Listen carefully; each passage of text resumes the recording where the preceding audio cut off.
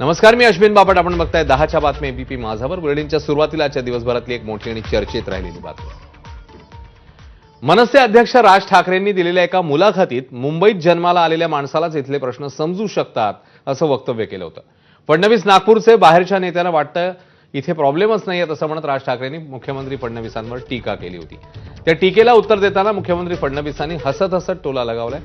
तसंच मुंबईचा विकास आधी गडकरींनी आणि त्यानंतर शिंदेंसह स्वतः फडणवीसांनी केल्याचं वक्तव्य त्यांनी केलेलं आहे.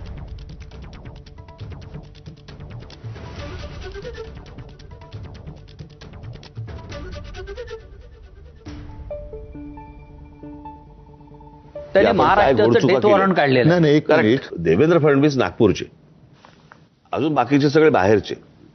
मुंबईमध्ये मुंबईकरांना काय पाहिजे हे मला असं वाटतं मुंबईत तुम्हाला तिथे जन्माला आल्याशिवाय कळणार नाही. बाहेर येऊन ज्यावेळेला तुम्ही ती एखादी गोष्ट बघता, शहर बघता किंवा एखादा देश बघता ना, तुम्हाला समजणारच नाही तिथले प्रश्न काय ते. आता उदाहरणार्थ समजा तुमचा कुठचा काय गृहनिर्माण मंत्री किंवा अजून कुठचा PWD मिनिस्टर किंवा अजून कोणतरी हे बाहेरचे ज्यावेळेला येतात, ते ज्यावेळेला मुंबईत येतात त्यावेळेला त्यांना प्रश्न पडतो, सारा प्रॉब्लेम काय शहराचा. राज ठाकरेंनी मला तसे मुंबईच्या बाहेरचं ठरवलेलं आहे.